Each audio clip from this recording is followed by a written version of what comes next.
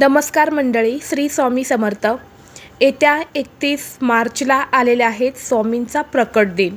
तर स्वामींच्या प्रकट दिनानिमित्त अनेक सेवेकरी वेगवेगळ्या सेवा करत असतात। कोणी 21 दिवसांची, कोणी 11 दिवसांची, तर कोणी 7 दिवसांची सेवा ही करत असतात। त्यामध्ये श्री स्वामी समर्थ मंत्राचा जप केला जातो किंवा तारक मंत्राचे पठण केले जाते। तसेच संपूर्ण गुरुचरित्राचं पारायण देखील केले जाते।